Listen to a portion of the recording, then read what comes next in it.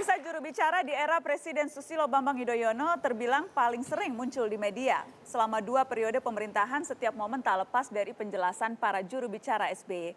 Mereka menjadi incaran media di setiap kesempatan. Selama 10 tahun menjabat Presiden sejak 2004 hingga 2014, Susilo Bambang Yudhoyono punya 3 juru bicara resmi. Ada Andi Malarangeng, Dino Patijalal, dan Julian Aldrin Pasha.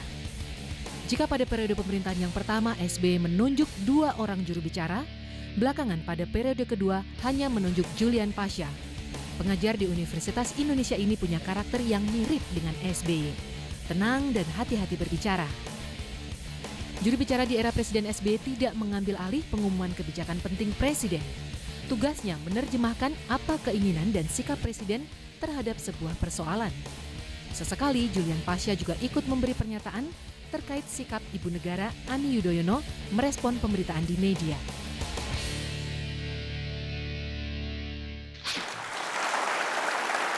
Telah hadir juru bicara di masa Presiden Susilo Bambang Yudhoyono, Julian Aldrin Pasha. Selamat malam Mas Julian, terima kasih sudah hadir di Mata Najwa. Selamat malam Mbak Nana. Jujur lebih senang ketika dulu masih jadi spotlight di bawah pemberitaan media atau sekarang sudah lebih tenang hidupnya? Ya, sebagai pribadi mungkin lebih leluasa atau lebih rileks, lebih ringan sekarang ya. Lebih menikmati sekarang? Lebih menikmati. Yang waktu dulu tertekan Mas Ya, jadi jubirnya juga, SBY? Kalau dulu berarti kan memang harus karena dedikasi tugas kan. Jadi harus semuanya harus serba hati-hati, serba terukur. Kalau sekarang kan bisa lepas sebagai seorang personal, sebagai Julian. Jadi bisa lebih bebas? Iya tentu. Kalau tadi di pengantar disebutkan karakternya mirip Presiden SBY, hati-hati, tenang bicara dan sebagainya. Itu Anda juga merasa seperti itu, mirip-mirip dengan Presiden SBY, Mas Julian? Saya kira banyak orang yang berpendapat demikian ya. Saya sendiri tidak tahu persis apakah saya betul-betul seperti itu. Tapi memang dalam beberapa hal saya lihat ada banyak kedekatan, kesamaan, paling tidak cara melihat sesuatu ya antara Presiden SBY dan saya dalam sesuatu Gaya hal. bicara saya perhatikan juga mirip, ada gerakan-gerakan tangan. Itu mengikuti SBY atau seperti apa? Itu spontan itu. Oh, spontan. Spontan. Kita kasih tepuk tangan dong, Mas Julian. Mas, saya ingin kilas balik. Anda kan dulu wakil dekan ya, Mas? Iya.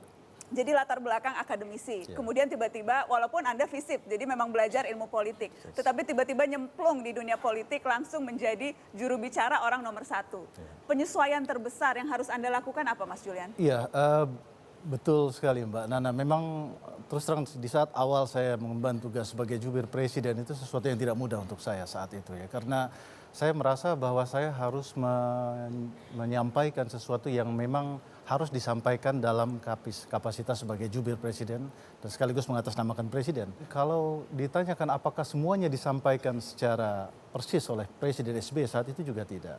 Oleh sebab itu saya ingat pesan pertama beliau waktu saya menjadi jubir adalah, Julian, Anda jangan kemana-mana, Anda tetap di sini bersama saya. Anda ikut terus semua kegiatan Presiden agar tahu apa yang menjadi latar belakang, agar nanti kalau ada pertanyaan Anda bisa menjawab. Apa yang memang harus disampaikan, apa yang tidak harus disampaikan. Harus menempel terus. Jadi awal-awal ketika bertugas Anda tidak suka melihat diri Anda sendiri di TV, Mas? Iya, karena itu tadi, karena saya terperangkap mungkin ya, karena sebagai orang luar atau orang baru di dalam dunia yang dimana saya harus menjawab secara langsung in front of camera on saat itu. Jadi itu memang bukan sesuatu yang mudah. Saya kira semua orang yang berada di posisi saya juga akan merasakan psikologi yang sama. Jadi kapan Anda mulai bilang, wah lumayan nih saya jadi jubir? Iya, karena setelah saya mengikuti dan lama-lama menjadi terbiasa ya. Awalnya memang kagok, tapi lama-lama menjadi terbiasa. Setahun Anda kagoknya setahun? Saya kira nggak sampai setahun. Nggak sampai setahun ya? Mungkin sekitar 6 bulan lah kira-kira. 6 bulan. Nanti kita tanya pada Mas Osdar dan Mas Kristiadi, berapa lama kagoknya Mas Kristiadi? Bagaimana Julian Pasha? Betul-betulan.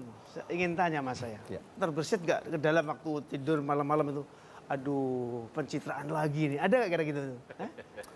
Saya kira ini mengenai style ya. Kalau pencitraan kan ya tergantung dari mana kita melihatnya kan, Mas Kristiadi. Kalau saya pikir kalau pencitraan ya tidak ya. Saya lihat Presiden SBY itu orang yang penuh dengan dedikasi, bekerja keras, sekuat sebisa yang dia bisa lakukan dengan pikiran. Bahwa kemudian ada frame.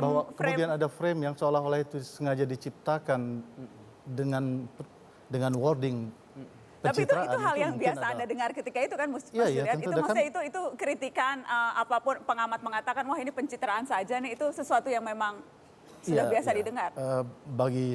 saya atau bagi teman-teman yang lain yang ada di istana pun ya merasa itu kan suatu kritik ya, yang suatu hal yang biasa dalam dinamika kita berdemokrasi ini. Jadi ya oke-oke saja. Oke-oke saja. Mas Osdar? Terima kasih. Nah, waktu zamannya SBY ini, juru bicara tidak hanya menunggu wartawan datang, wartawan istana, tapi mendatangin wartawan sampai ke sarang-sarangnya. Ini zaman SBY. Ke sarang-sarang ya Mas? Sarang wartawan, kantor-kantornya, telepon malam-malam, halo apa kabar, cuma say hello. Jadi tidak hanya menunggu ditanya Tidak wartawan, menunggu. tetapi Tidak memberikan menunggu, informasi. tapi turun keraton, masuk ke sarang-sarang wartawan. Dan kita waktu itu juga, walaupun Pak SBY militer, tapi kita tidak takut mengkritik sekeras-kerasnya. Bahkan saya menyebutkan negara gagal, pembohong itu karena dan nggak pernah ditelepon. Tidak pernah menelpon? Tidak ditelepon karena soal itu. Kalau menelepon bicara lain. Tapi Nah bukan itu zamannya beliau ini. termasuk jubir-jubirnya juga tidak pernah marah ketika dikritik ya? Tidak Pernah marah ketika dikritik.